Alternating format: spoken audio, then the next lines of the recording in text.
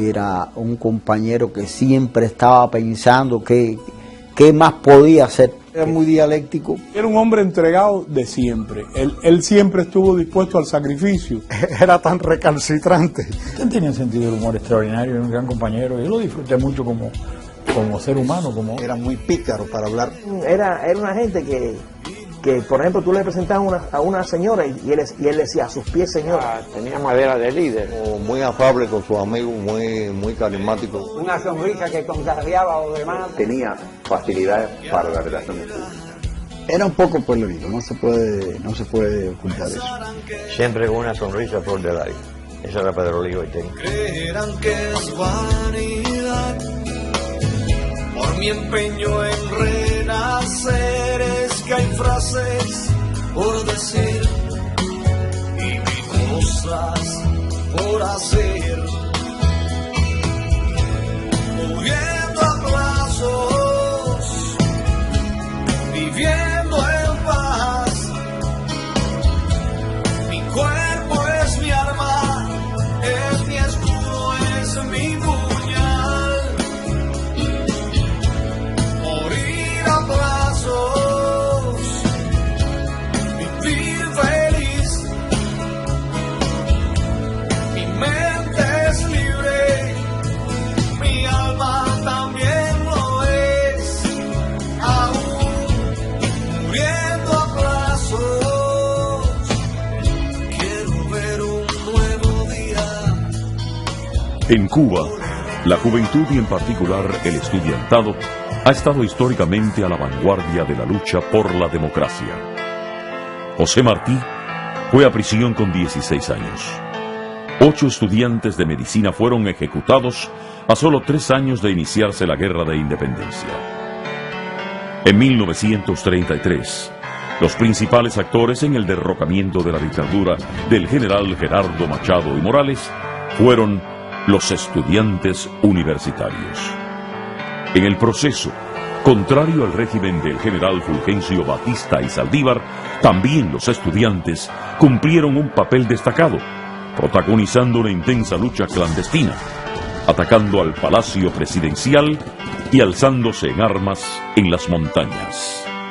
Ángel Cuadra estudió con el Pedro Luis Boitel adolescente. Mira, yo fui compañero de aula de Pedro Luis Boitel en el Instituto de Segunda Enseñanza del Vedado. Teníamos los dos, al ingresar en bachillerato, 13 años de edad. Su amigo de la infancia y años más tarde compañero de lucha, Jorge Daubar, describe cómo Boitel asume las responsabilidades familiares. Se convierte de hecho como el padre, el sucesor, el que llena el hueco en la casa del padre es él, hasta el extremo que desde muy pequeño trata de ganar dinero para suplir la falta del padre. Él tuvo que dejar el instituto porque parece que fue por el fallecimiento del padre y se inscribió en el Instituto de La Habana, que daba cursos nocturnos, y se puso a trabajar. En él puedo señalar en aquel momento 3 características. Primero, la capacidad que tenía para ganar amigos. Después, indudablemente despuntaba como un muchacho inteligente y que tenía facilidades para las relaciones públicas. Luis Boitel, su primo, afirma que los esfuerzos de Pedro Luis habían sido exitosos. La asociación del estudio con el trabajo le habían abierto los caminos a una vida profesional. Pedro Luis ingresa a la Universidad de La Habana a estudiar ingeniería eléctrica. Ya Pedro Luis se había graduado allá en Ceiba del Agua y pasa a trabajar en el departamento técnico de la CMQ. Entonces él matricula. El dirigente estudiantil Richard Heredia conoció a Pedro Luis Boitel en la Universidad de La Habana y relata que de inmediato se incorporó a la lucha electoral que protagonizaban los estudiantes en el marco de la histórica Federación Estudiantil. En la Universidad de La Habana, en el proceso de elecciones que había en la Escuela de Ingeniería en el año 1950, curso 55-56, donde él aspiraba a delegado de curso de la escuela de 4º año de Ingeniería Eléctrica. En este periodo de la historia de Cuba, un amplio sector del estudiantado de todos los niveles de la enseñanza se enfrentaba al régimen de Batista. Roberto Perdomo destaca el relevante papel que como estudiante y trabajador Boitel cumplió en ese alto centro de estudios. Yo conocí a Pedro Luis Boitel en la lucha contra Batista, el año 57, y Boitel era uno de los más destacados de allí como luchadores. Pero empezó a tener una actividad política desde que entra a la universidad. Él tuvo actividad sindical en CMQ, donde él comenzó a trabajar desde muy jovencito como técnico de equipo. El periodista Arnaldo Ramos Yanis, quien fuera jefe de redacción de CMQ, destaca el sentido de responsabilidad laboral de Pedro Luis, muy lejos de la vida gangsteril que individuos como Fidel Castro habían desarrollado en la Universidad de La Habana. Entraba a la planta sobre las 5 de la mañana de madrugada para revisar los equipos y poner en marcha, o sea, salir al aire a las 6 de la mañana.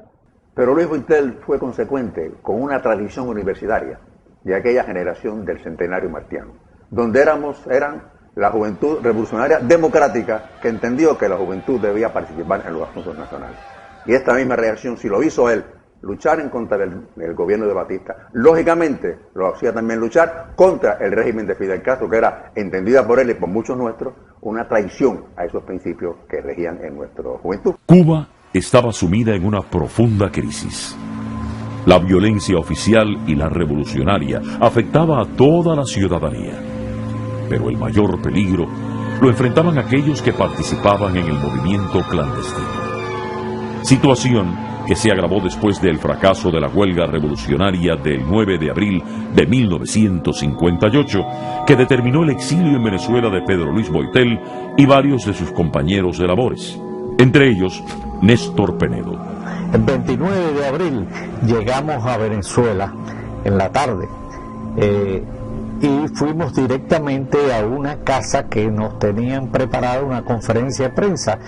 Conferencia de prensa que posteriormente me enteré que Boitel desde la embajada había hablado con unos amigos que tenía allá para que preparara la conferencia de prensa. Explicó todas las causas por las que se luchaba en Cuba, cuál había sido el motivo de nuestra salida y qué pretendíamos nosotros hacer allá en Venezuela mientras estuviéramos allí. Cuando Pedro Luis Boitel arribó a Venezuela, el régimen de Marcos Pérez Jiménez había sido derrocado y el país enfrentaba varios problemas de gobernabilidad. Amenazas de golpes militares y planes de grupos comunistas que querían destruir la incipiente democracia determinaron que Boitel, junto a otros exiliados, asumiera el compromiso de participar en la defensa de la democracia que lideraba don Rómulo Betancourt. Cuando el golpe de Estado a Hugo de la Sábana, nosotros tuvimos la dicha de estar ahí. Y después tuvimos, cuidando la universidad también tuvimos, pero Luis, el hermano y yo. Él llega a la universidad, se presenta como un estudiante cubano exilado allí en Venezuela y que él viene a cooperar con ellos porque hay que presentarle resistencia a ese golpe de Estado. Boitel decide instalar en Caracas otra planta de radio que transmita hacia Cuba, independiente a la ya establecida que estaba bajo el absoluto control de Fidel Castro, que desde la Sierra Maestra dictaba lo que se podía divulgar. Boitel junto al ingeniero Capó, que fue el primer, él era un ingeniero hidráulico del 26 de julio también, crearon la planta Dos Indios Verdes, una planta de radio de onda corta para transmitir hacia Cuba. Este esfuerzo provoca la furia de Castro, quien ordena la clausura de la planta Dos Indios Verdes que dirigía Boitel, quien, en un gesto consecuente con su independencia de carácter, rechaza la orden del caudillo, lo que genera una rivalidad que se concretaría trágicamente pocos meses después del triunfo de la revolución. Pero en Venezuela había otra planta de radio del 26 de julio, que era la oficial, que era el Indio Azul. Fidel manda que se clausure las Dos Indios Verdes. Le dice a Boitel que tiene que desmantelar eso porque él no quiere esa competencia. Boitel dijo, bueno, pero aquí no hay competencia, que no solo tenemos idea de cómo comunicarnos con la población y bueno, todo ese tipo de cosas. Pero Fidel mandó a desconectar la planta de todas maneras y ellos siguieron transmitiendo, no se le hizo ningún caso. O sea que ya el antagonismo de Boitel con Fidel empezó desde ahí, desde ese momento. El 1 de enero de 1959 y los meses siguientes fueron días luminosos para la mayoría del pueblo cubano. Para otros, el inicio de una dolorosa tragedia. Sin embargo, es difícil imaginar otra jornada en nuestra historia si exceptuamos el 20 de mayo de 1902, en la que la alegría y la esperanza se fundieron hasta confundirse.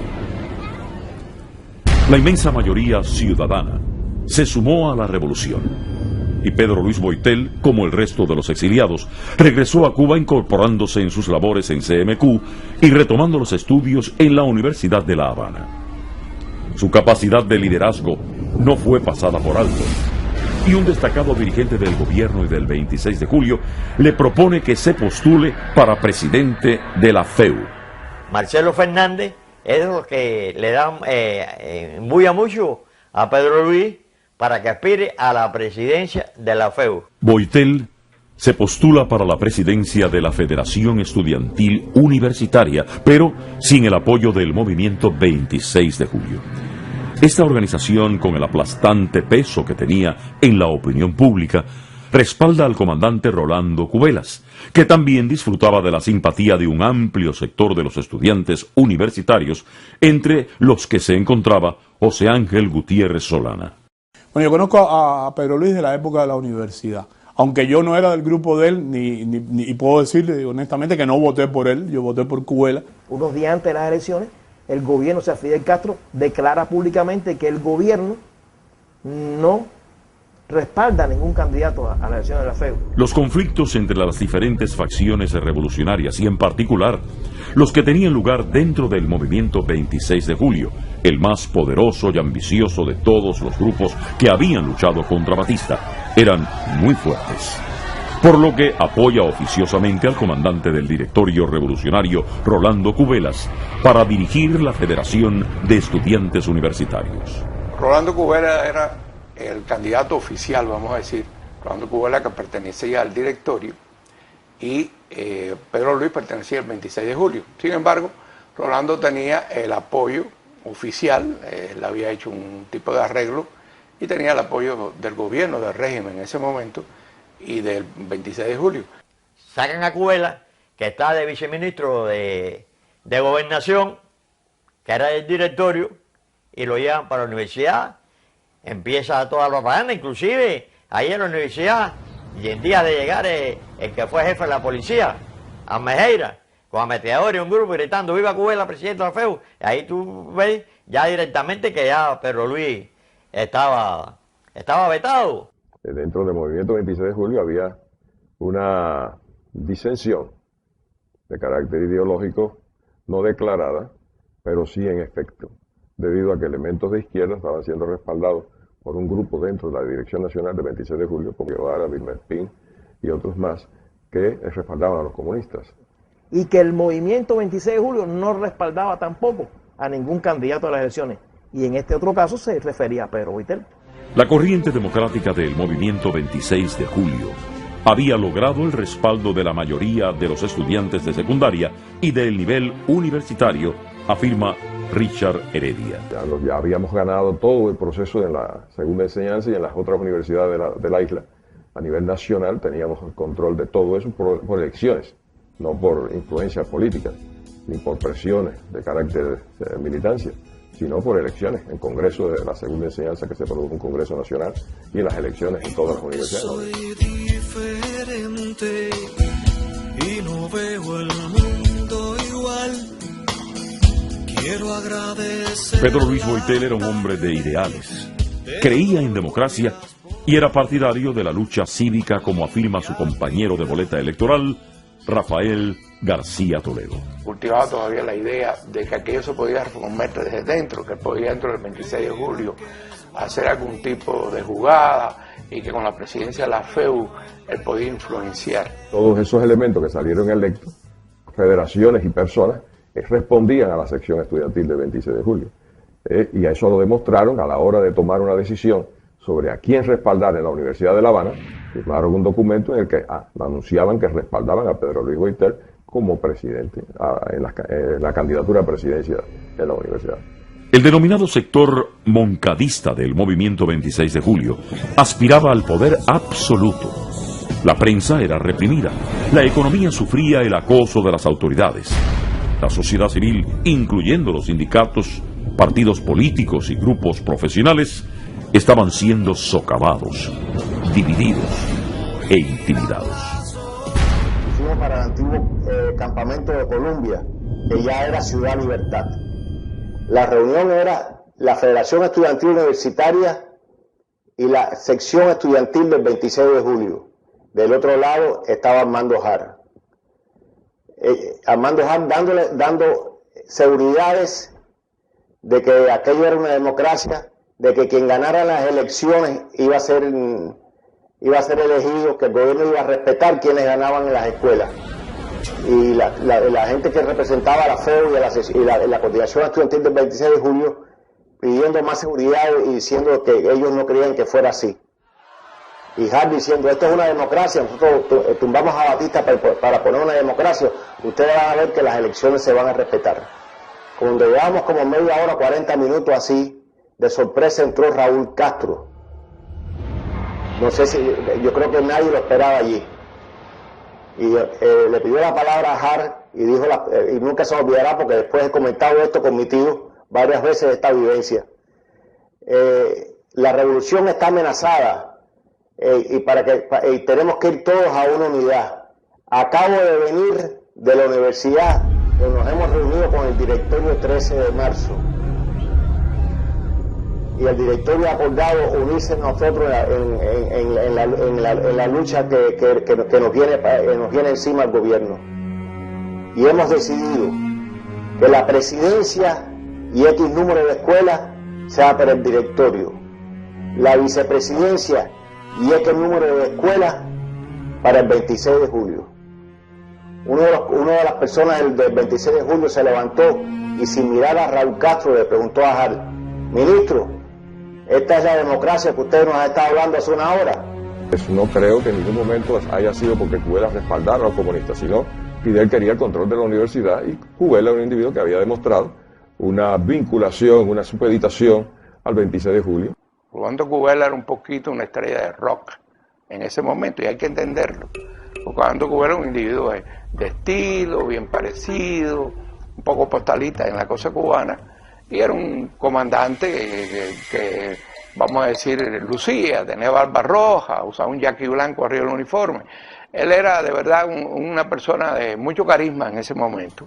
Pero Luis no era así, en realidad. Pero Luis es un individuo con una intensidad tremenda, un idealismo tremendo que él y yo chocamos muchas veces. Mientras la histórica autonomía universitaria, que había caracterizado los altos centros de estudios de Cuba, desaparecía, los estudiantes militantes del Partido Socialista Popular, con otros del movimiento 26 de julio, intentaban confundir a los lectores. Porque ahí se estaba ya definiendo el problema ideológico dentro del 26 de julio, y con el respaldo de una cantidad de oficiales del gobierno que iban constantemente a la universidad. Después de haber salido publicado en la prensa a todas 8 columnas el respaldo nacional a Pedro Luis Goyter como candidato a la FED, principalmente a nombre del 26 de julio. Ricardo Alarcón, que pertenecía a la agrupación católica universitaria, lleva unos volantes que habían hecho los comunistas que le daban su apoyo a Goyter.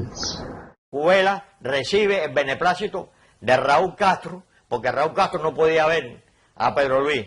Primeramente porque Pedro Luis era anticomunista y Raúl Castro era comunista, eso no se puede negar. Pero el hecho fue que la entrada de Raúl Castro armado en el recinto universitario, donde eso no se podía hacer tradicionalmente, los únicos que tenían armas eran la policía universitaria, y ahí ni cuando Batista pues entraba la policía, nunca, ni cuando Machado, etcétera, la autonomía universitaria, etcétera, y esta gente entraron armados allí, etcétera, y estuvieron en el meeting aquel meeting que no hay duda que mucha gente que estaba muy, pero muy de acuerdo con ese momento con el régimen, todavía estaba el fervor de la revolución, etcétera, apoyaron a Rolando, entre otras cosas porque Raúl y este grupo de gente lo estaba apoyando.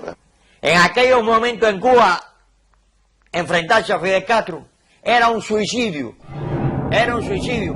Por eso pasó a Pedro Luis lo que pasó. Pedro Luis se le enfrentó a eso. Raúl Castro apoyó a Rolando Cubela en ese meeting cuando habló. No solo lo apoyó, Raúl Castro dijo que tenía que haber una candidatura única, que eso era los revolucionarios, que los que estaban creando una candidatura alterna, vamos a decir otra candidatura, eran divisionistas, etcétera. O sea, ahí no hubo ningún tipo de duda, él estaba allí para apoyar a Rolando Cubela, lo hizo. Entonces nos vamos a visitar las distintas escuelas, va Cubela, voy yo, va Pedro Luis Boitel, vamos los tres. Y se van produciendo incidentes en cada una de las entradas de las escuelas, se están produciendo incidentes de cierta violencia.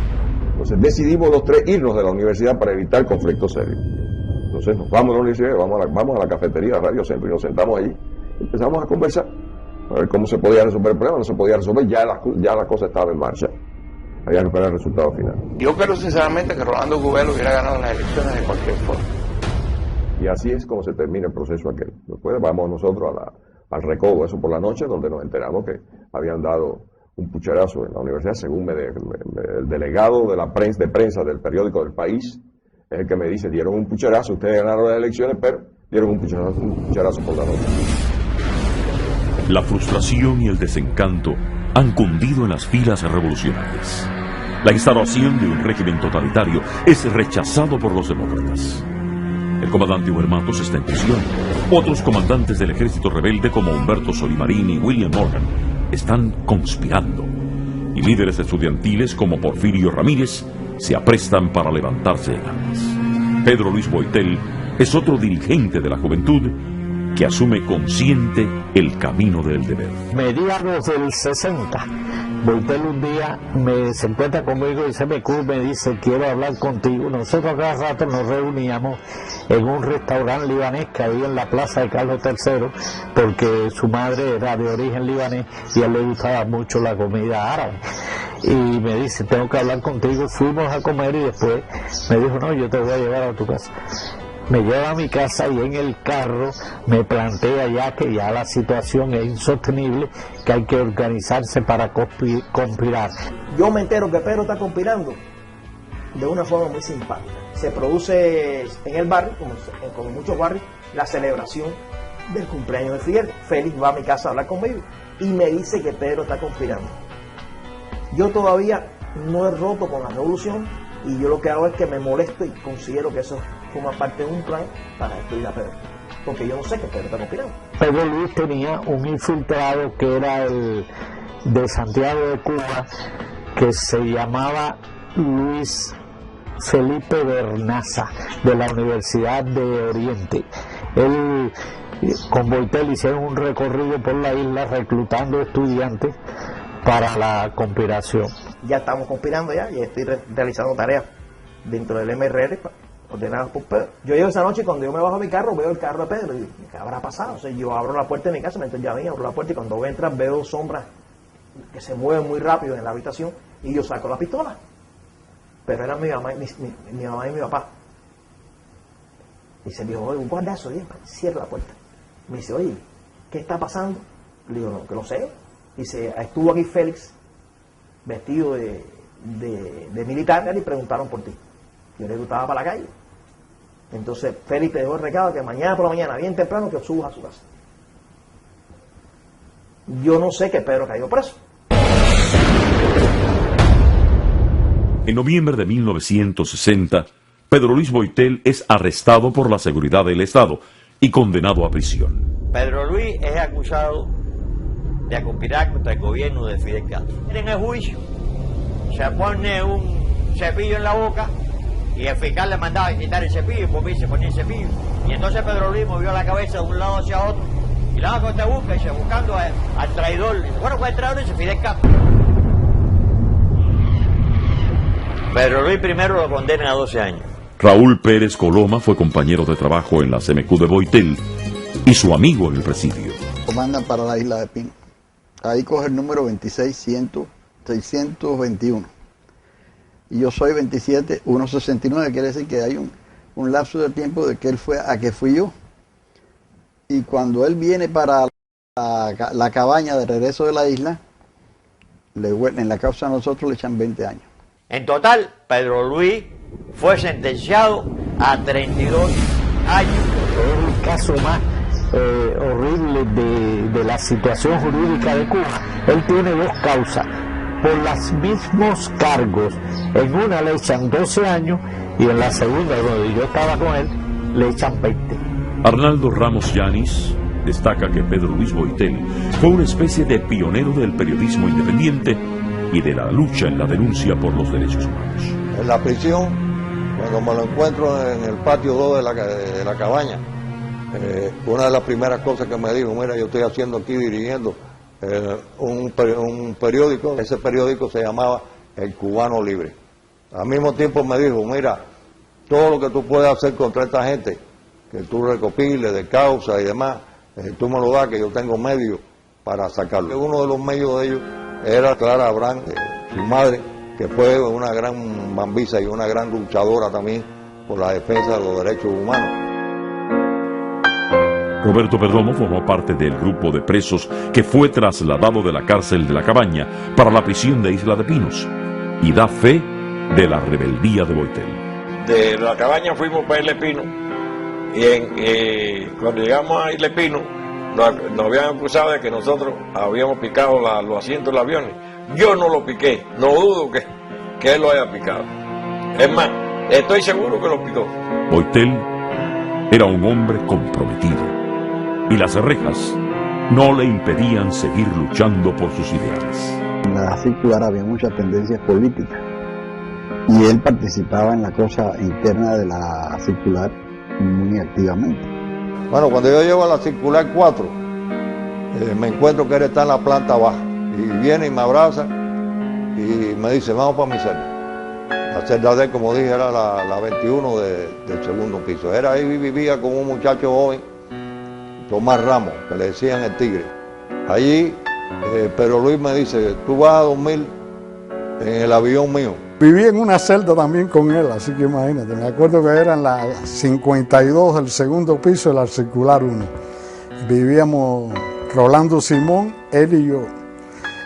La cosa con el flaco no era fácil, porque en aquellos momentos todavía no había empezado ni el plan de trabajo forzado, ni había todos los problemas que después surgieron, pero Boitel era tan recalcitrante para todo, que con esa persona no había ningún arreglo de nada que conllevara el aceptar absolutamente ningún tipo de privilegio, de prebenda, ni nada con la dictadura. Un hombre que no admitía situaciones a medias ni nada de eso. Su posición siempre fue vertical y en todos los aspectos, desde antes de salir al trabajo y después cuando el trabajo, pues igualmente. Allí en la cantera, una piedra le desbarató un dedo y no dejó curarse ni nada de eso. Pedro Luis, como hombre de ideales, era terco en su manera de ser. Tenía su forma de actuar. Él era incapaz de una transacción, de una mentira, de hacer una cosa para conseguir aprobación, para conseguir masa, ¿entiendes? Él era un hombre de principios rectos y sólidos, no era, como dicen aquí, un crowd pleaser.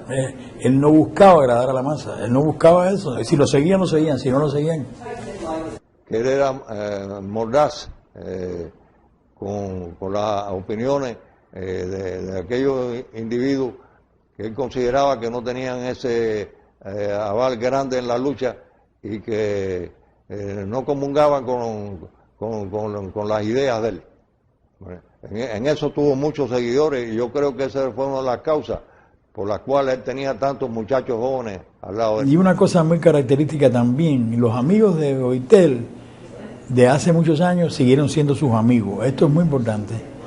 O sea, él no era un individuo que defraudaba o que... No, Boitel era una persona que te hacía sentirte seguro cuando ibas a una lucha con él.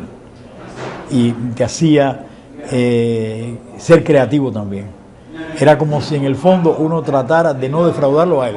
Él era un individuo que andaba siempre moviéndose, él tenía su organización y andaba siempre de un piso para otro. buscando, tratando de hablarle, era muy dialéctico. Era un individuo que de verdad se preocupaba por el entorno de él, dando siempre buenos consejos, que la gente estuviera ecuánime en sus cosas, en sus planteamientos. Siempre fue un hombre bastante activo. El embajador Armando Valladares acompañó a Boitel con otros compañeros en un intento de fuga desde el presidio de Isla de Pinos. Pedro Luis era un hombre de acción, un intelectual, un pensador, un dirigente, reunía todas estas cualidades y sobre todo un valor personal extraordinario, de una interés a toda prueba. Y yo recuerdo que cuando me habló de la fuga, a mí aquello me pareció una cosa prácticamente imposible. Jorge Daubar, con la ayuda de su padre Pedro Álvarez y la prometida de Boitel, Carmen Jiménez, introdujeron en presidio parte de los útiles necesarios para la fuga. Compramos el colchón, compramos ¿cómo se llama? Los pelos de cegueta en una ferretería. De ahí fuimos al Mercado Único, donde vendían camisas milicianas, compramos las camisas milicianas y fuimos para la casa. Y entonces con el colchón, esa noche nos reunimos en mi casa con mi padre presente, que era tapicero. Se puso el colchón arriba de la mesa, el colorante, todas las cosas, y yo le pregunté a la gallega, ¿cómo pican en la requisa? La gallega me dijo, pican por aquí, pican por allá, pican por otro lado. Entonces yo me viro para mi padre y le digo, hay que ponerlo en el burlé, o sea, en el chorizo ese que lleva los colchones en el bote. Y ahí fue donde Bueno, cortamos la reja de la ventana y nos escapamos por dentro del cuartel de los militares, vestidos de militares, saludando a los militares, por debajo de una trinchera donde había una ametralladora calibre 30. Llegamos al lugar donde tenían que recoger unas personas que iban de Cuba a buscarnos, no acudieron a la cita, durante 2 días los estuvimos esperando y al tercer día, en aquella búsqueda donde participaron más de 20.000 comunistas, lógicamente pues nos capturaron. Gregorio Ariosa fue testigo en más de una ocasión del sentimiento de justicia de Boitel, así como de lo que era capaz por defender sus convicciones.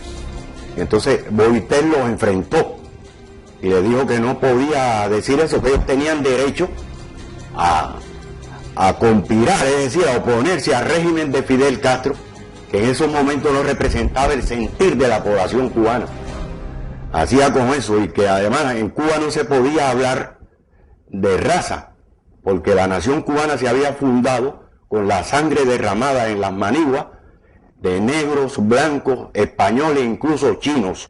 Después de la confrontación que él tuvo con los militares, yo me acerqué a él, le di la mano y le dije que me había gustado esa actitud, que era una actitud de un buen cubano, y que en nombre de todos los negros cubanos, con excepción de Juan Almeida, le daba el título de negro honorario. Él era radical, la persona tan radical, y yo no sé hasta qué punto pudiera ser aceptada por personas de mentalidades mucho más moderadas. Pedro Luis resistió el trabajo forzado, usando su cuerpo como el escudo de sus ideales, determinando recurrir a la huelga de hambre como arma de lucha, de confrontación con la tiranía. Sí, la cosa del trabajo forzado con Pedro Luis fue prácticamente en el mismo momento que se creó el bloque 19, ¿no? En el bloque 19 todos sabemos que el punto de partida fue la posición de Alfredito Izaguirre de negarse a trabajar. Sí, Pedro tenía una gran capacidad, te diría, más que de resistencia, que la tenía de enfrentamiento constante al sistema. Recuerda que Pedro Luis, pues lo mismo participaba en una acción, que escribía un manifiesto, que mandaba denuncias sobre violación de los derechos humanos para el exterior, que utilizó, y fue el primero que lo hizo, la huelga de hambre como un arma en contra de los comunistas. El doctor Alberto Fibla, en sus largos años de prisión, 26, realizó también varias huelgas de hambre. Las huelgas de hambre son un proceso de deterioro pausado, pero muy lento, pero muy efectivo. Él hace la primera huelga de hambre precisamente cuando para buscarle más problemas lo sacan del bloque 19. Pedro Luis pues también aprovechó toda esa circunstancia del trabajo forzado, pero utilizando el método de la huelga de hambre. Los que teníamos que salir en el bloque 19 todos los días para el campo, pues sabemos que todos íbamos sujetos a la paliza del día. Y Boitel pues parece que fue un visionario. Y entonces lo trasladaron para otro bloque y ahí empezó la primera huelga, que duró todo el tiempo, o sea, ya él no salió más a trabajar. La huelga de hambre fue la salida que él dio a una protesta, a un plan de trabajo.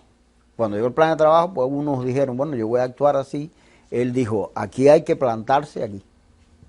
Y eso fue lo que hizo, plantarse. Cuando nos llevaron para el edificio 5, pues él estuvo allí, no salió nunca, ya él estaba en huelga de hambre y allí continuó hasta que lo trasladaron para la cabaña y vinieron todas las otras huelgas. En 1965, Pedro Luis Boitel es nuevamente trasladado para la fortaleza de la Cabaña, donde también participa en varias huelgas de hambre. Lo incorporaron a él al grupo que estaba en la galera 23 de la Cabaña. La galera 23 era un lugar de castigo.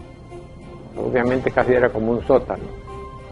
Allí había 10 o 12 presos en principio, después trajeron otros más, entre ellos a Pedro Luis Boitel. Cuando llegamos a la Cabaña tuvimos varios problemas con la guarnición. Entre ellos, Pedro Luis tuvo muchas discusiones con ellos y muchos problemas con la guarnición, porque Pedro Luis era muy rebelde. Y participamos en la huelga de los 35 días y parecía talmente que no estaba ni en huelga, como que era un hombre delgado, ni se le notaba que bajaba ni nada. Siempre Pedro Luis fue Pedro Luis en huelga y en todos lados.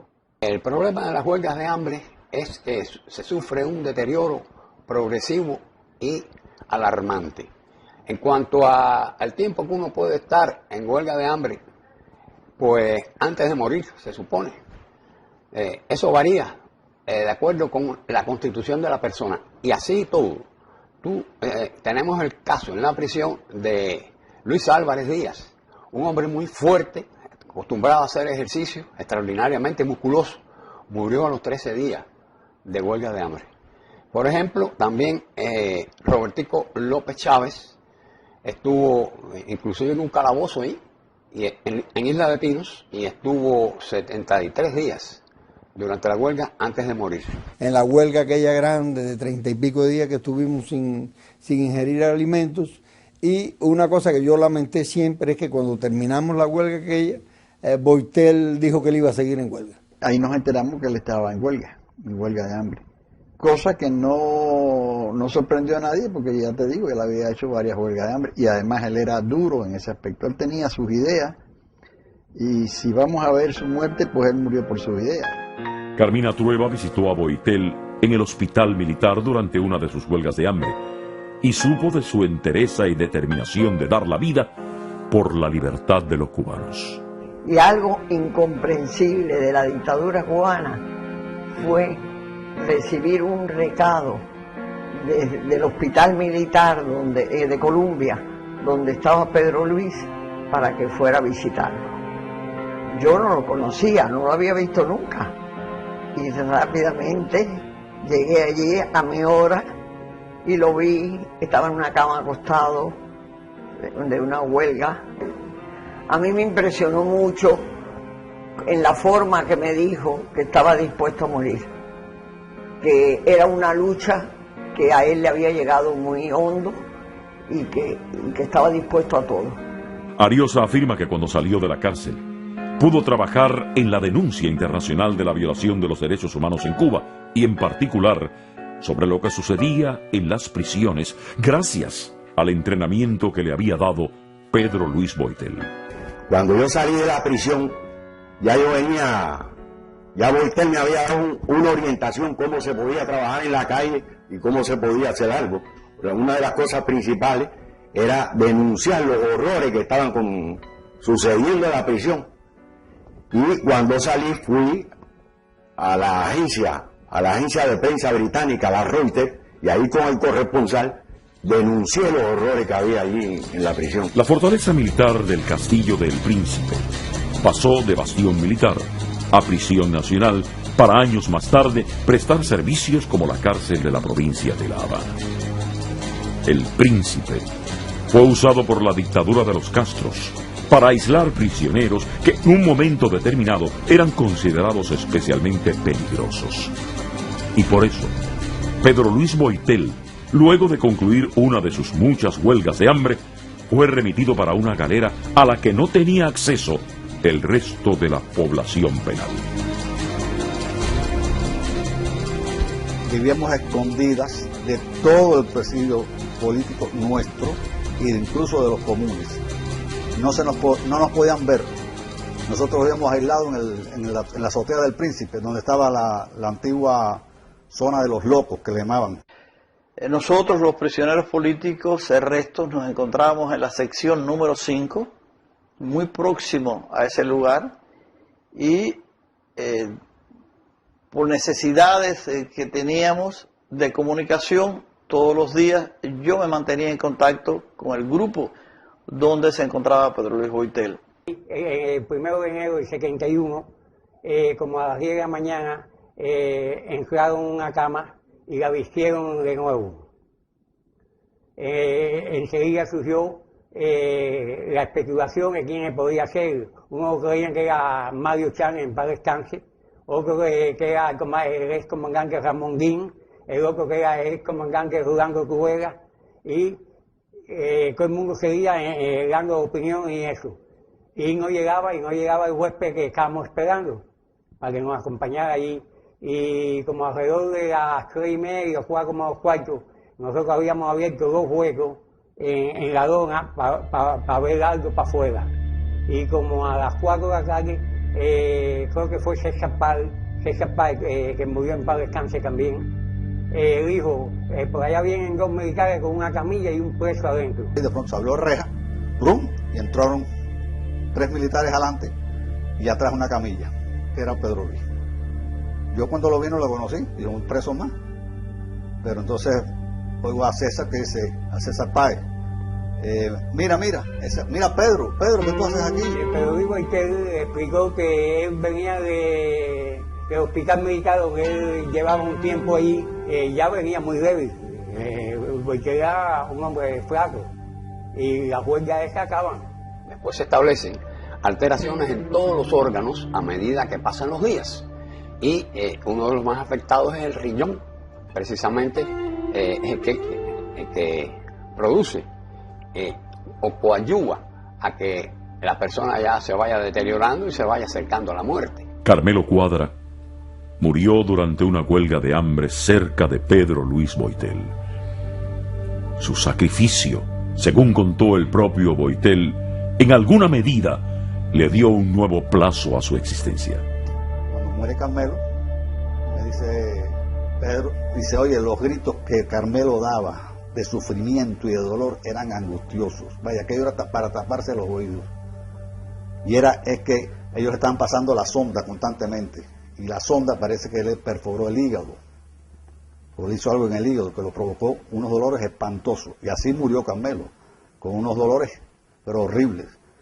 Carmelo estaba en un cubículo y Pedro Luis estaba en el otro más allá. Ellos nunca se podían hablar. Pero Pedro Luis oía. Después él me lo contó. Dice, yo pensé que me tocaba a mí. Incluso yo estaba dudando si me pasaban la sonda o no me la pasaban otra vez. Yo quería que o ya terminar una vez. Pero ahí fue cuando vinieron ellos y le dijeron, ¿qué es lo que tú quieres? La ropa civil, esto, te lo vamos a dar todo. Cuando llegó al Príncipe, el Castillo del Príncipe, se reunió con nosotros, yo le di mis consejos, le dije, óyeme, eso de la ropa de civil, te distancia de los presos. Dice, bueno, yo me la gané Uber, está bien, pero ten cuidado, porque esta gente son muy malos, me refiero a los carceleros, son muy malos, y lo que quisieran es verlo a uno convertido en un cadáver. Está bien, pero a mí me respetan. Los esbirros de la prisión no cesaban de acosar a Boitel, y por eso varios de sus compañeros de la galera de El Príncipe consideraron que las acciones de varios oficiales de la guarnición tenían como objetivo provocarle para que se declarase en huelga de hambre y dejarle morir. El teniente Valdés, que es de la seguridad del Estado, que nos atendía a nosotros allí en el Príncipe, a veces entraba a la galera y se ponía a hablar, a conversar, y nosotros la gente le preguntaba. Entonces, después que trajeron a Boitel con nosotros, él fue un día allí y se puso a decir, no, porque estamos cansados ya de Pedro Luis, ya nosotros estamos cansados y en la próxima huelga que anda se tiene que morir, como se tenía que morir en esta. Después de una fallida visita, que vienen y le dicen, óyeme, ahí están tus familiares, ponte la ropa que nosotros te exigimos que te pongas para llevarte. Dice, no, yo no me la voy a poner. Entonces por fin no tuvo visita y al otro día se declara huelga de hambre. En repetidas oportunidades se dio el caso de que iba Clara a ver a su hijo, a ver a Pedro Luis, y él no lo podía ver porque estaba en una huelga de hambre. Ese día al amanecer él cogió desayuno y lo botó por el baño.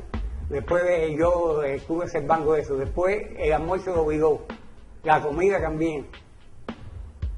Y está raro esto, aquí hay algo. El día siguiente igual rechazó el desayuno, el almuerzo y la comida. Entonces al día siguiente, por la tardecita me dice, Maqueta, ven, quiero hablar contigo. Yo dime. Me dice, no, estoy en huelga de hambre. Al tercer día de él estar en huelga, va O'Farrill en la rutina con el jefe de la sección de nosotros, la sección séptima. Abren la puerta y entran O'Farrill adelante, el jefe de la prisión detrás, un coronel más, como 7 o 8 militares. Como entraban ellos allí, teníamos un tubito allí y ahí tenían la ropa amarilla de que nosotros salimos a visita. Teníamos una ropa especial para que no se ensuciara. Y entonces estaba los pantalones de Pedro Luis y una camisa blanca. Que era Isabel, eso así miró para atrás. Y cogió el ¡buah! ¡Rácate! La de él nada más. Le dijo a Sanabria, llévate eso de aquí. Y siguió una fiera para allá. Entonces fue cuando estaba Pedro Luis, lo miró, Pedro Luis estaba en la cama, acostado así, la cabeza para arriba. Entonces César Padre le dice, ¿por qué? Mira lo que te hizo O'Farrill, que lleva los pantalones, y Boitero respondió con una sonrisa. Quería decir que él dijo, vamos a ver quién gana la pelea.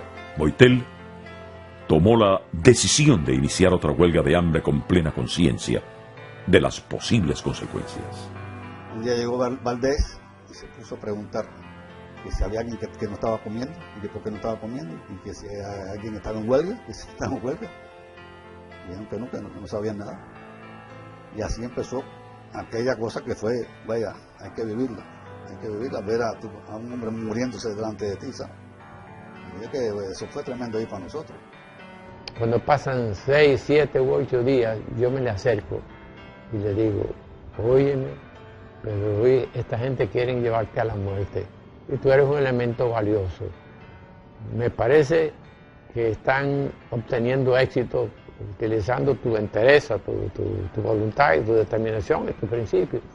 El caso es que mi consejo no le pareció bien y entonces hizo circular una nota diciendo que lo dejaran a él en su protesta. En primer lugar, los primeros días lo que se siente es hambre, la sensación esa de vacío que uno tiene en el estómago, que es de todos conocido.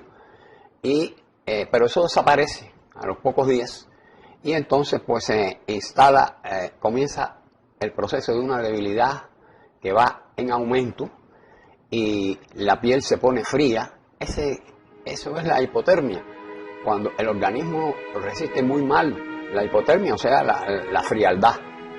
Como a los 15 días vino el director con Valdés, llegó a él y le preguntó, Boitel, ¿cómo está? Boitel le dijo, estoy muy bien. Y se volvió a poner un paño que se ponía en los ojos. Y el director salió de allí bravísimo con él, porque Boitel lo tiró a basura. La familia de Boitel, siempre pendiente de la situación, recurrió en varias ocasiones al nuncio apostólico de La Habana, Monseñor Sachi, para que intercediera a su favor ante las autoridades. En una de las veces que fuimos a ver el nuncio apostólico, en la última huelga de Pedro Luis, en la última, nunca nos recibió, y ya la tercera vez que vamos de nuevo, un cocinero allí, se le dio pena ver lo que estaba pasando. Y me dijo, mira, él no lo va a recibir ustedes, porque las 2 veces que ustedes han estado aquí, él no sale. Pero hoy, él está almorzando en la finca de Raúl Castro. Sachi, el Monseñor Sachi. Según pasaban los días, el estado de salud del huelguista se agravaba. Aparecen los vómitos, que es lo que más se preocupa en estos casos de huelga de hambre. Los vómitos producen deshidratación. Y hay un principio médico que dice, deshidratarse es morir. Y la deshidratación pues es progresiva también, aunque uno no vomite, el organismo también va perdiendo agua, aunque uno trate de tomarla, pero siempre pierde más porque no hay comida. O sea, la deshidratación se va estableciendo y va en progreso. Llega un momento que ya eso en el organismo se establece una situación que es conocida como una acidosis metabólica, producto precisamente de la pérdida de agua, y junto con la pérdida de agua una serie de elementos, entre ellos el sodio y demás, que son los que contribuyen a producir en el organismo las alteraciones que van a presentarse a partir de 15 o 20 días. Boitel asumió el reto sin dudar y con la convicción de la fuerza moral que le asistía. Él me dijo que ya estaba cansado de muchas humillaciones, de maltrato, de bañonetazos, de ofensas, que ya estaba cansado ya de aguantarle a ellos y que iba a reclamar más derechos todavía. Y le dije, Boitel, acuérdate que ellos tienen la fuerza. Y dice, sí, Maqueca, ellos tendrán la fuerza, pero yo tengo la fuerza moral. Vamos a ver quién gana esta pelea. Entró el jefe de la prisión, como 7 o 8 días después. Y fue donde estaba él, directamente a su cama. Él estaba acostado, él se ponía el pañuelito en la cabeza aquí. Así. Y así no se movía, se mantenía horas y horas así. Y le dijo el jefe de la prisión, Pedro Luis, tú estás en huelga. Entonces se quitó el trapito y dijo, ¿qué usted quiere? ¿Tú estás en huelga de hambre? Yo no estoy en huelga de hambre. ¿Tú no estás en huelga de hambre? No, yo no estoy en huelga de hambre. Yo estoy comiendo aquí. ¿Y qué tú comes? Lo que me dan mis compañeros. Pero tú no estás en huelga, yo no estoy en huelga. Los valores de él estaban en una dinámica que tenía que ver con la actitud del guerrero, la actitud del combatiente, pero que privilegia los valores de la lucha y del combate. Boitel siempre estaba muy sereno, no gastaba energía porque se pasaba el día en la cama. Ya él no veía, cuando él se quedó en huelga ya él no veía. Cuando hay bajo sodio en el organismo, pues la tensión del ojo disminuye también, y por eso es que nosotros que hemos estado en eso, pues vemos que la vista se nos distorsiona y se pierde vista y uno se altera, pero en definitiva no es lo más grave. Los días pasaban y el drama se transformaba en tragedia rápidamente. Pero Pedro Luis quería conservar a sus amigos hasta el final. Él estudiaba mucho y le gustaba de él. Pero cuando se quedó en huelga, parece que dijo, hay que guardar energía porque esto es para algo. Pedro Luis conocía ya su organismo y había tenido problemas digestivos de tantas huelgas. Y no tuvo vómitos hasta el día 18, 19. Boitel como a los 36 días en huelga, me dice, Maqueca, voy a ponerme un lavado. Le digo, ¿cómo, Boitel? ¿Lavado? Sí, quiero que me ponga. Le digo, no. Yo no le pongo un lavado porque eso que he puesto está en la vida. Entonces llamó a Bruce y a Rafaelito y los dos fueron para el baño y nosotros estábamos rezando como a las 7 de la noche. Y yo estaba rezando, pero estaba rezando y al tanto nada más de lo que estaba ocurriendo en el baño. Le pusieron el lavado y cuando que me iban a poner el lavado, le dio un desmayo. Hubo que cargarlo, hubo que suspender el rosario y llevarlo para acá al maestro, echarle fresco con un cartón. Entonces, yo esa noche no fui a verlo. Entonces por la mañana me llamó cuando se despertó. Maqueca, ven acá. ¿Te pusiste bravo conmigo? Y sí, tengo que ponerme bravo contigo. Mira el susto que nos hiciste pasar. La acción sobre los nervios sí es la que más lleva hacia la muerte. Los nervios, en todo el organismo hay nervios. Y entonces pues se establece la polineuritis y ya esa misma situación se va adhiriendo a cada uno de los órganos de nuestro cuerpo. Y así ya se puede decir que después de 20 días uno está agonizando. Varios compañeros de Boitel afirman que el gobierno había decidido su muerte y que Boitel había aceptado el reto de morir o vencer. Un oficial de la prisión que se acercó a mí para confesarme su malestar con con el propio sistema que él estaba representando, me comunicó de que la orden que tenían oficialmente era dejar morir a Pedro Luis Boitel durante su huelga de hambre, y me pidió que yo me comunicara con ellos y les transmitiera esa noticia, a ver si había alguna forma de que convencieran a Pedro Luis de que abandonara su huelga, pero ya era una determinación irrevocable. Él había decidido inmolarse, había decidido entregar su vida en una justa protesta por las condiciones tan adversas y las violaciones sistemáticas contra los derechos humanos. Si se inmoló o no se inmoló, es muy difícil pasar un juicio de ese tipo. Y tal vez estaba ya harto de aquello y dijo, ya pues ya me voy a morir, voy a hacerlo como quiero hacerlo yo.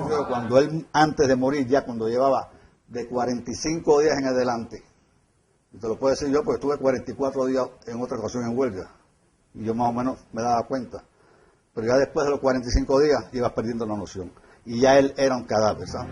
Él era muy aseado, él se bañaba todos los días hasta que pudo. Después me dijo, Maqueta, ya no puedo bañarme más, yo quiero que tú me laves un poco y eso. Y yo le lavo, y lo lavaba, y yo le ponía la lata para que él orinara y todo eso, y le botaba el orín, lo atendía, le daba agua, todo eso. Porque a los 48 días, que yo no vi que estaba dedicándose físicamente, pero moralmente estaba más firme que nunca, estaba convencido de que iba a ganar la pelea.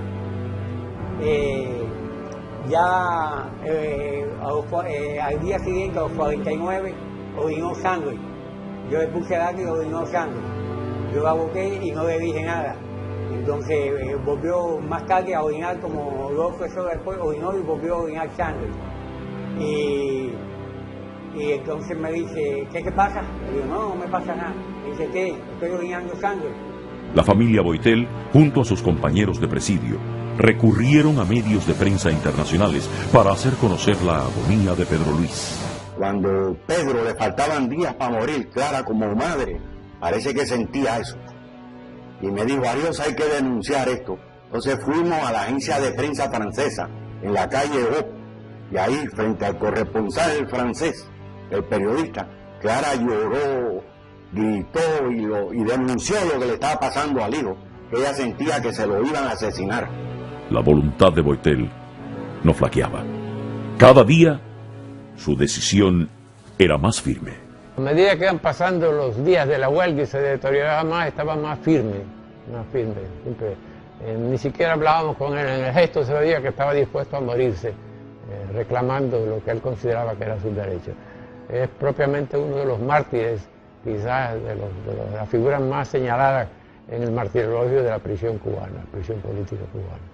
Entonces él estaba acostado ahí y se lo decía, Maqueca, esto es hasta el final, esto ya no hay cambio ya. Los últimos 3 días él no habló. Entonces en esos últimos 3 días, desesperado, las moscas empezaban ya a volar. Hubo una mañana que yo maté 17 moscas. Ya se posaban en los labios llenos de sangre y uno las espantaba y trataba de matarlas y se que iban, y eso fue unos días terribles para uno. Yo la última semana casi no comíamos allí, yo y los demás compañeros. En Pedro tuvimos ese mismo cuadro, se fue disminuyendo su fuerza, se fue alterando, él mantenía su criterio, era un hombre de una voluntad extraordinaria. El espacio entre la vida y la muerte se cerraba. El día 50, como te dije, él habló conmigo como a las 11 de la noche y me dijo, Maqueta, quiero que me haga un favor. Los libros míos, guarda me engrojaba ahí. Diga a mi mamá que la quiero mucho, que la ha hecho sufrir, pero que la quiero mucho. Cuídame a cuando tú puedas y sé un buen amigo de mi hermano Armando. Y darle esta fotografía a mi mamá. Esa fue lo último que le dijo. A partir de ese momento, ya él no habló más. El día 51, vomitó en 2 o 3 oportunidades sangre de nuevo, orinó sangre. Uno dice que está agonizando cuando va camino de la muerte. La agonía también es distinta en cada persona. Unas personas están agonizando como yo he visto compañeros nuestros, y te hablan directamente y hablan con uno y se manifiestan y se comunican. Pero el camino es hacia la muerte. La crueldad y el sadismo del régimen no solo eran contra Pedro Luis. Su madre también era víctima de la besania de los esbirros, como relata la exprisionera política Amparo Ruiz. Ella recibía llamadas que la atormentaban y a veces me decía, yo no sé si es verdad lo que me están diciendo o es mentira. El plazo se vencía. La agonía era irreversible. Entonces él hacía señas así, entonces con la mano, ¿por qué te quiere? No hablaba, que como que quería un masaje. Después hacía así la mano a los labios, entonces yo cogía un algodón con un poquito de agua y se lo pasaba por los labios y se veía que sentía un alivio. Y así por señas, los últimos 2 días, 51 y 52, era todo a base de señas él. El sacrificio de Boitel, su entrega a la causa por la que dio la vida, llevó a sus compañeros a reclamar la asistencia médica que él nunca quiso pedir. Había allí un silencio de todos los compañeros, un respeto por él, todo el mundo preocupado. Ya no se podía más, entonces a los 53 días yo determiné, llamé a Quirano, Quirano Gómez, que era el jefe de la DEA de nosotros, a Quirano, bajo mi responsabilidad, reúne el personal de la DEA y que de parte mía, bajo mi responsabilidad, hay que llamar a la dirección del penal y que se lleven a Boitel de aquí. En una de las huelgas de Pedro Luis, la última, dice que ella sentía en su corazón el deseo de dar una vuelta por aquel lugar. Dice, y cuando miré para allá arriba, no sé a qué lugar ella fue. Miré para allá arriba y lo que yo vi fue los buitres. Yo sentía que a mi hijo le estaba pasando algo. Se mandó a buscar a Valdés, que era el teniente jefe de seguridad, y se demoró como 1 hora en venir, pero como a las 12 entró el sargento para abrir el patio. Ya nosotros no estamos saliendo ni el patio a coger el sol de allí, el patio allí, y entonces fue allá, se dirigió allí el sargento ese y vio a Boitel con la boca abierta llena de sangre y la cabeza hacia atrás, y se asustó y casi salió corriendo. Y como a la hora se apareció Valdés, habló con el jefe de la DEA, fuimos allí donde estaba Boitel, yo le levanté la cama de Boitel y lo que vio fue un esqueleto humano, se quedó pálido, para que unas condiciones de Boitel se quedara, de Valdés se quedara así pálido o asustado, era porque vio un hombre muerto en vida. Entonces empezó a hablar allí y volví a levantarle para que lo viera. Me dijo, no, con eso es suficiente, Maqueca. Entonces él dijo, yo informaré al ministerio para la situación de Boitel, yo lo veo muy mal también, pero quiero que ustedes sepan que si fuera por mi parte yo lo dejaba morir. Pero el teniente Valdés, el hombre de la seguridad de Estado, con los presos duros, los presos recios, dijo en presencia nuestra, lo llevamos para darle asistencia médica, pero si es por mí se jode, se tiene que morir porque está fastidiado mucho. Todos nosotros nos dimos cuenta de que lo llevaban pero con la mala intención de producir un desenlace fatal para Pedro Luis Boitel.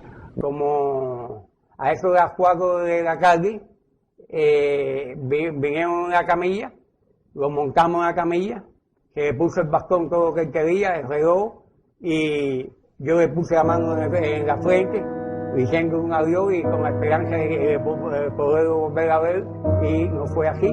Y ya él era un cadáver, ¿sabes? Cuando él lo sacaron de allí, era un cadáver, era de este tamaño, mira, así, la camilla era así, chumpado, así, era carabela todo lo que atrás, los pies eran, yo no sé si era esto de la muñeca mía, Pero a mí lo que más me llamó la atención, lo chiquitico que era, porque era así. Él era bajito, pero no era tan bajito para que se quedara así. Sus amigos, testigos de la tragedia, rindieron guardia de honor al compañero que la muerte vestida de verde se llevaba. Entonces los compañeros que estaban allí pues, en la ladera se pusieron 2 filas y pasamos, y Boitel pasó en camilla entre las 2 filas de los compañeros, como diciendo el último adiós a Boitel. Yo estaba en la zona de la Estrella cuando entraron los militares con una camilla y sacaron lo que quedaba de Pedro Luis Boitel. Era un manojito de huesos, y recuerdo que la camilla comenzó sus pasos con los guardias. En la segunda planta, Pedro Luis se le descolgó un brazo y el brazo de Pedro Luis iba bamboleando al paso de los oficiales, como si fuera un reloj que se está deteniendo, que está gastando toda su cuerda. Esa es la impresión, la vivencia que me llevé yo en ese instante. Seguí con la vista todo el proyecto, recorrido de la camilla, hasta que llegaron a la zona de la izquierda, de donde se encontraban ellos, de la entrada del Castillo del Príncipe. Allí había una enfermería y tenían preparado un lugar especial para depositar ese manojo de hueso y lo que quedaba de Pedro Luis Boitel. La enfermería Piti del Príncipe mucho tiempo, con varios de los presos, y una buena noche, me acuerdo, que dijeron, no, ahí está Pedro Boitel en el pasillo, y no lo entraron nunca. Pedro no aceptó suspender la huelga. Conocí también que esa noche, ya estando Pedro Luis en estado de coma, le habían puesto un plato con sus alimentos junto a su lecho de muerte, y que irónicamente le habían preguntado, ¿vas a comer o no vas a comer? Esos fueron los momentos finales de Pedro Luis Boitel.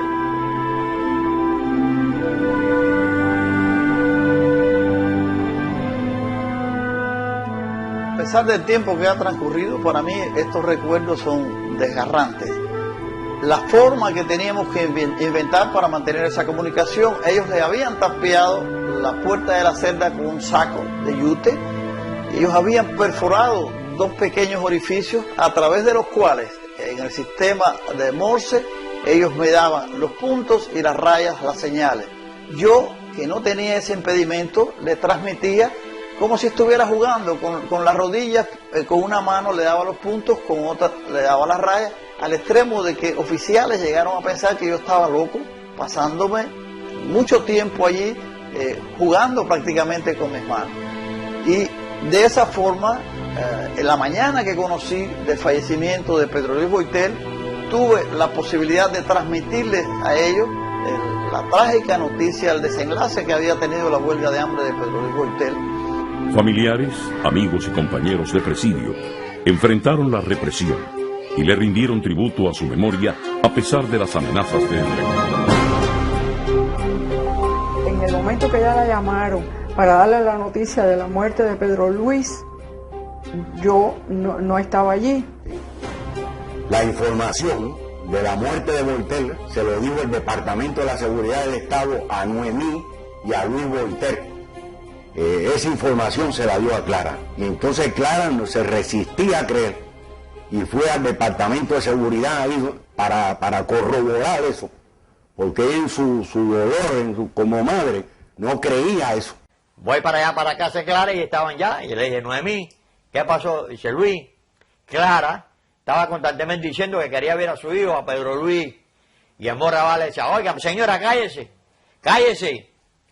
Este lugar no se puede formar escándalo. Y entonces Clara seguía.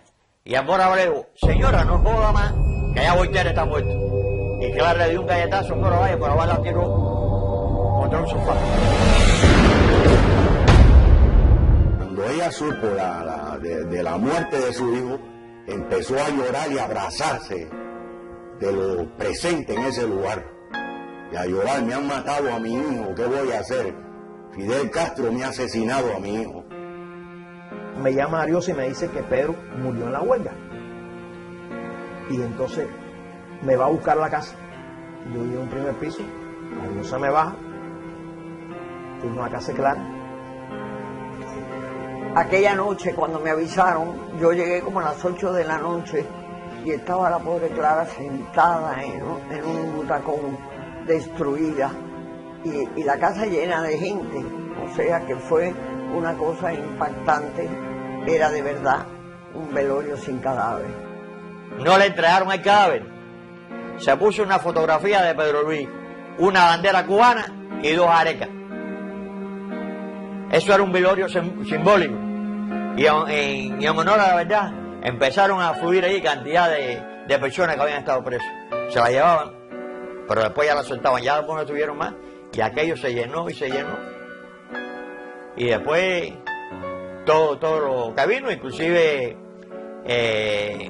la entrevista por teléfono. Y estuvimos ahí casi hasta la madrugada. En ese transcurso llegaron 2 oficiales muy jóvenes del G2 a tratar de desalojar aquello. Y mi madre, que estaba ahí también, se levantó y fue donde estaba yo, les dijo, vaya, márchense de aquí, porque aquí hay un muerto que han matado a ustedes. Cuando la causa es justa, no se detiene la lucha. Y él rindió su vida.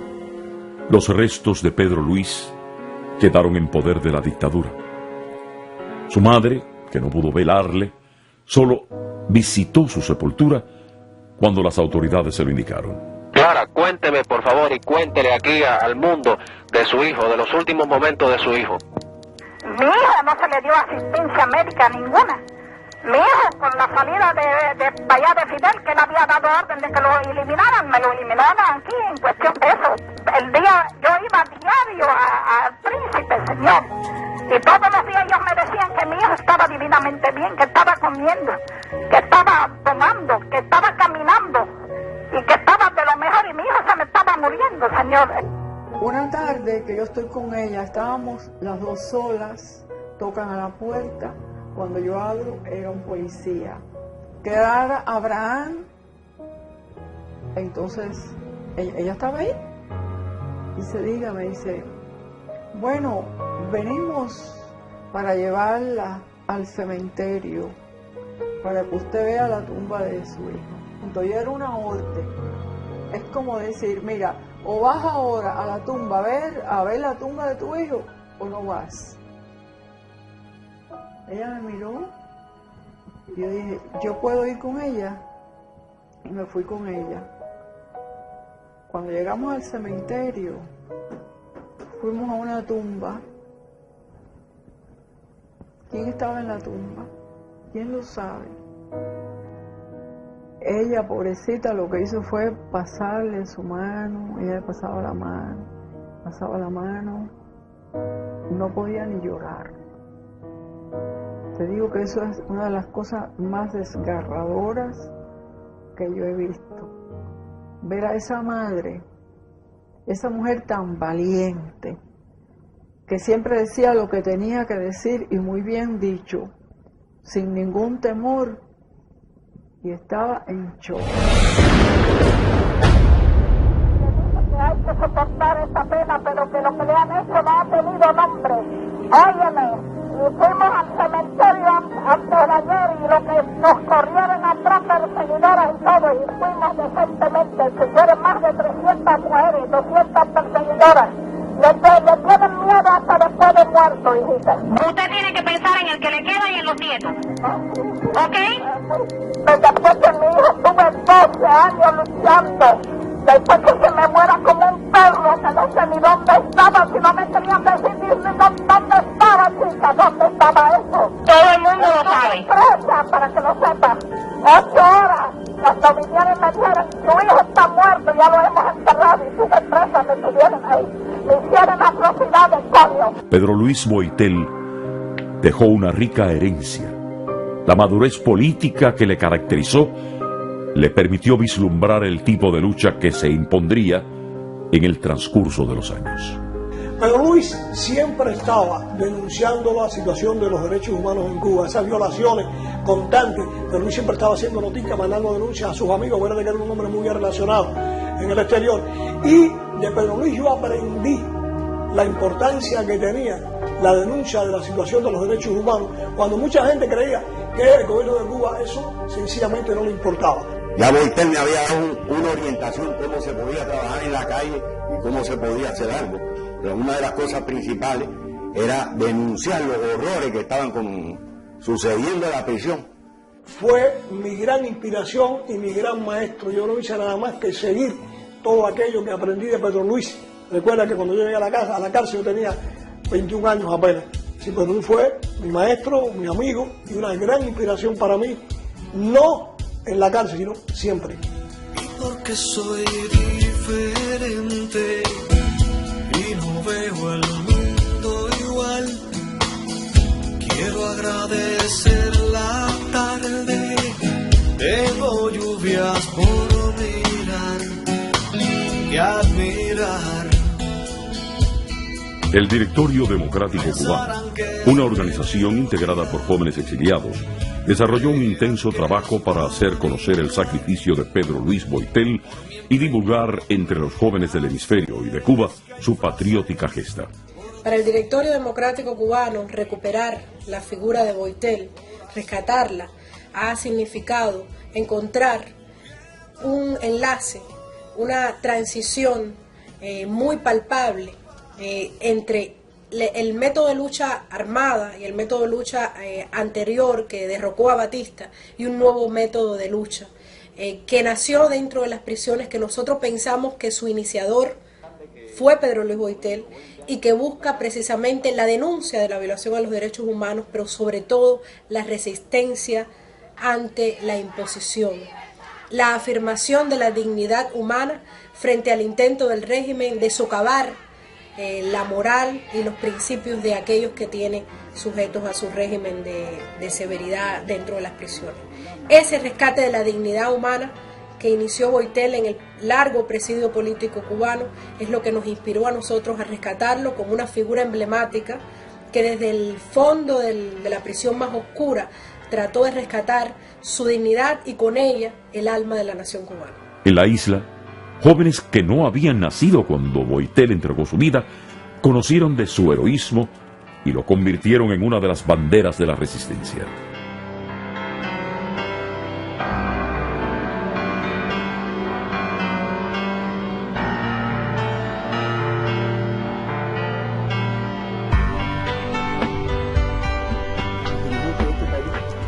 A la prisión Kilo 8, la especial de Cuba.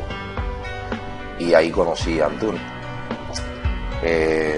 Hicimos varias huelgas de hambre y ya a mediados de año, pues debido a una idea que partió de Antunes. Berta Antunes, hermana de Jorge Luis García Pérez Antunes, evoca cómo su hermano, rodeado de un grupo de jóvenes prisioneros políticos, más de 20 años después de la muerte de Pedro Luis, constituyen el presidio político Pedro Luis Boitel. Se constituye la organización Pedro Luis Boitel en la prisión Kilo 8 en la provincia de Camagüey. Ha sido siempre un orgullo para mí haber sido fundador y iniciador del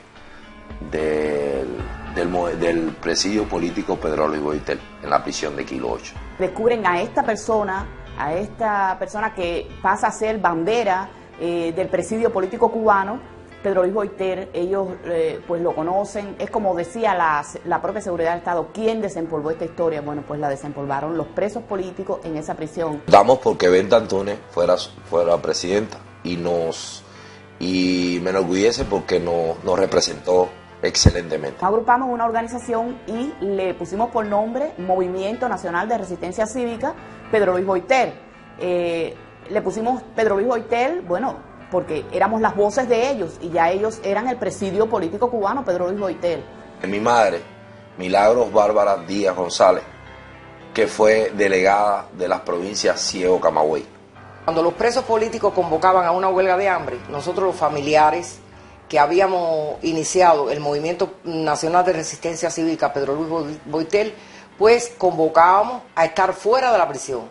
Allí nos sentábamos, leíamos libros, pero la guarnición del penal siempre se veía preocupada. Los seguidores de la memoria de Boitel se dedicaron a investigar sobre su vida y su muerte.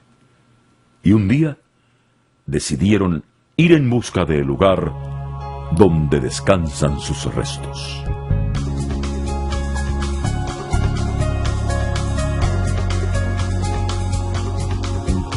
En la segunda visita que le hicimos a Pedro Luis Boiter ya había montado todo un operativo allí de la seguridad del Estado y había un nombre falso en la tumba de Pedro Luis Boiter también. Ya habían puesto otro nombre que no se correspondía en nada, pero que sabíamos que esa era la tumba.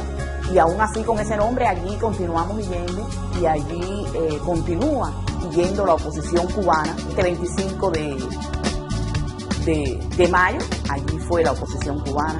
Allí se le rinde homenaje a ese mártir al que creo que todos los cubanos debemos conocer y convertirlo finalmente en nuestra bandera, porque fue una persona que supo sacrificarse, supo darlo todo por nuestra patria, por la libertad, por un cambio, porque Cuba no se convirtiera en lo que es hoy. Pero Luis Boiter simboliza la resistencia de otros hombres que incluso al igual que él cayeron dentro de la cárcel.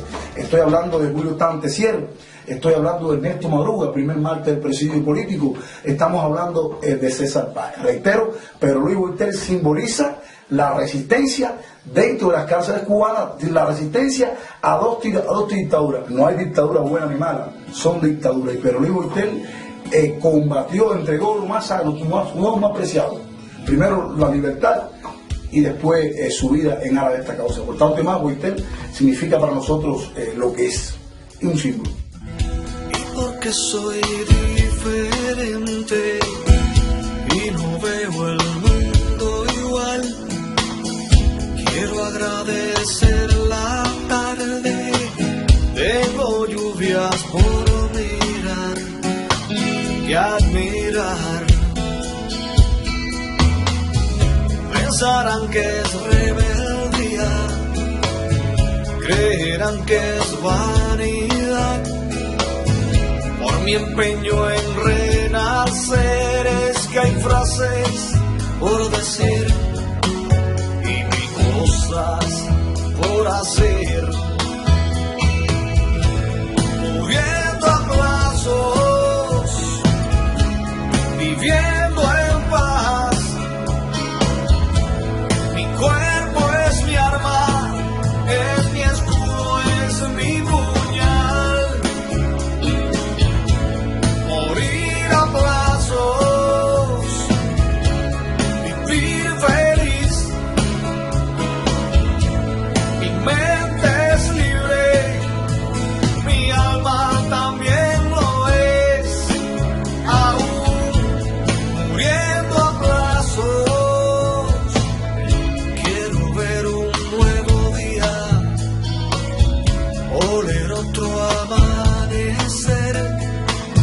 Si este es el precio del viento, lo pagaré con sonrisas, con